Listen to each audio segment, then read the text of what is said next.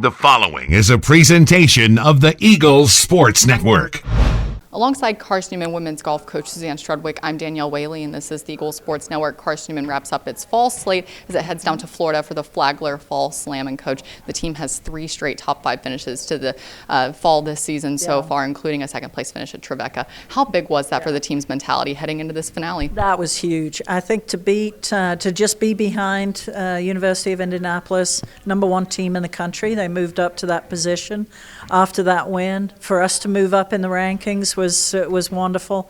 To beat a couple of really solid teams, Ferris State, Northwood, you couldn't have asked for better. And especially for, Rachel to shoot.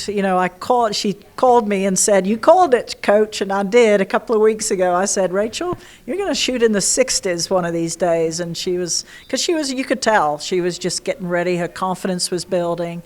And, it just really shows the amount of hard work these girls are putting in and the depth that we have. If we can have an individual, Matilda, that finishes second, it really is, it's awesome. Obviously, she made the full travel team this time round because of that performance.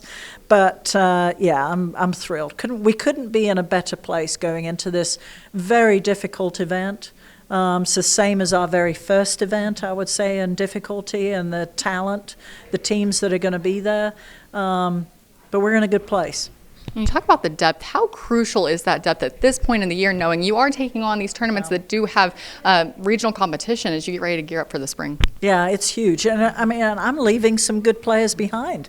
Olivia has been showing some great form playing and some individuals gaining experience and confidence. She knows she's right on the verge. She's just got to take those qualifying low 70 scores into competition, and I know she's going to figure it out and do it in the spring. So to have Ellie Carlson doing well, she's got a little elbow injury that we're dealing with, but she'll be fine for the spring. So, we're there. And you look at this field, and this is a tournament that's rather new for the girls. You only have 2 girls that have played in it before, the last time being 2016 season you were there. What makes this an event that you kind of want to return to and have a good showing at? Yeah, I think I wanted to get back onto a good Florida teams event. We need to for our rankings. It's one of those things where you've got conference teams there, Wingate's there. We need to play against those Florida teams. We need to prove ourselves. If we're going to be thought of as a top 25 team in the country, we've got to go where the best teams in the country are playing, and that's Florida. In this event, it's the culmination of the entire fall. For the group that you're taking with you, what are you hoping to see out of the girls as they try to really put the bow on this fall semester? Yeah, just some solid play. Not get intimidated by the golf course. The difficulty of it is a tough course. That's why we stopped going. We didn't quite have the team at that time to be able to handle it, quite honestly. The wind does pick up. It's very open to the elements.